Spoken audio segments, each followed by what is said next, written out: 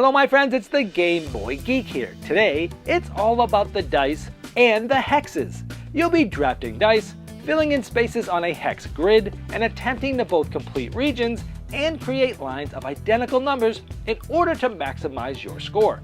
Hex Roller is a fast and tricky roll and write game that is for 1 to 8 players, plays in 15 to 20 minutes for ages 8 and up, and published by Renegade Game Studios. Today, we'll be doing a rule school where I'll teach you how to set up and play the game so that you don't have to read the rulebook yourself. Now, I've placed timestamps below me in the description of this video just in case you want to jump to a specific section of the rules. Well, without further ado, let's get started.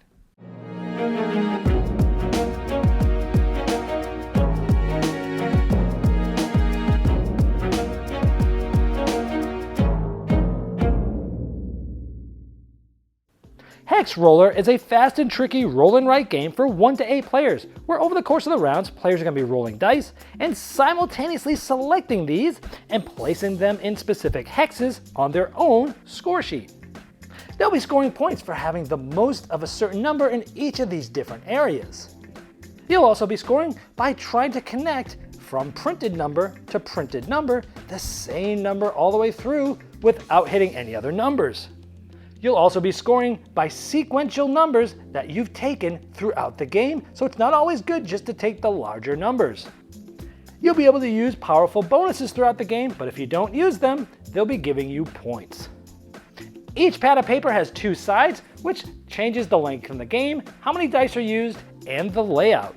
And because the game features simultaneous play, and you can select the same numbers other people do, you can actually play this with as many people as you want.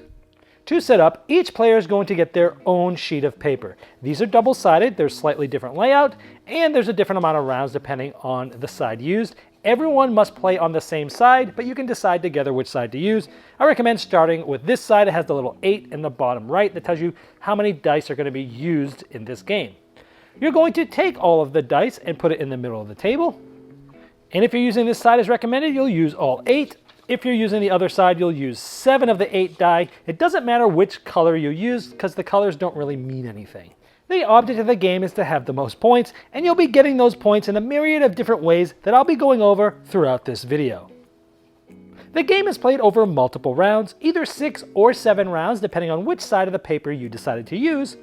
And over the course of the rounds, a player will be rolling all these dice, and then everyone will be simultaneously selecting numbers from these dice and placing them in their hexes. At the beginning of a round, a player, it doesn't matter who, will roll all the dice. Then they will group them in like numbers like I have here. The colors of the dice don't mean anything.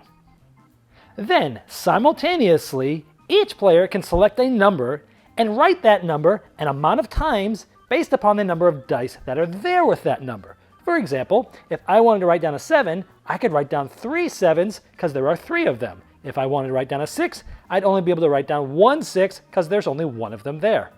It does not matter who takes what dice. You can take the same numbers as other players. It doesn't matter. So first you're going to select one of the numbers. I'm going to select 7. I'm going to write 3 of them. When you write a number, the first number must be touching one of either the printed numbers or another number that you had already written on a previous turn.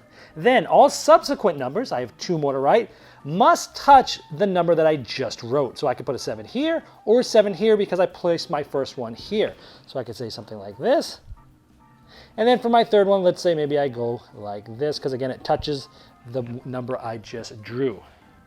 Then you'll do the same picking a second number. In this case, I'm going to take 3s. Since there's 2 of those, I can draw 2 of them. Now again, the first one has to be next to either a printed number like this or one that I already wrote on a previous turn. And the next number has to go next to a number that I just wrote. For example, the first 3 I wrote was here. That means the next 3 could be here because it's next to it, or here, here, here, or here. I could not have wrote this second 3 over here, even though it's touching a printed 3, because it's not next to the 3 that I most recently wrote. Then I take the 2 numbers that I wrote, and I'm going to write them down in the bottom left-hand side in these boxes like this. It does not matter which order you write them in. Now, once per turn, you can use one of these 3 bonuses. Now, these 3 bonuses, each of them can only be used once per game, and if you use it, you cross it out so you can't use it again. But only once per round. This one says that you can add another one of the dice of the number selected. For example, I chose 3 7s. If I wanted to draw a 4th 7, I could cross this off. I can't use it for the rest of the game, and it just gives me an additional 7. If I wanted to use it on the 3s, I could have used a 3rd 3 there. But again, it's a one-time use, and you can only use one of these per turn. The 2 allows me to write a 2 in any empty hex. And this one allows me to take a 3rd die that I didn't take and follow the normal rules. In this case, if I took any of these, it would have just been one of those because there's only one. But let's say the roll looked like this. I took my 7s and 3s. I could have crossed this off and taken 2 5s, for example. Once everyone has completed those steps, any player will take all the dice, they will roll them again, and you'll do the same thing that I just showed you over and over. And you'll continue this until the end of the game. Again, on this side it will be 7 rounds, and if you were playing this side, it would be 6 rounds. So at the end, you're going to tally up your final scoring.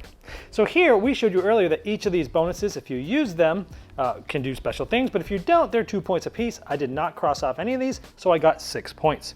Here, we're gonna look at each of the different areas. You'll see there are different areas around. Now, they're denoted by different colors, but if you're colorblind, there's also symbols to help you see the differences of the areas.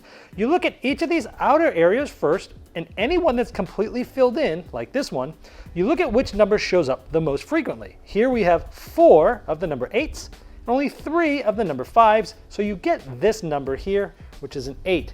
Now, all of these other ones have been crossed off because they are not completely filled in, so we get a total of 8 here. You'll do the same for this middle region. In this case, I have 1, 2, 3, 4 7s, but I have 1, 2, 3, 4, 5 4s, 1, 2, 3, 4 3s. So the most frequent number is 4s.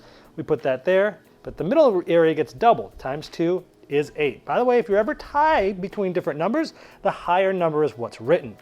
Next, we're going to go through and try to draw lines between the printed numbers. We have a printed 3 here and a printed 3 here. Can we draw a line through just the number 3s to get to the other printed 3?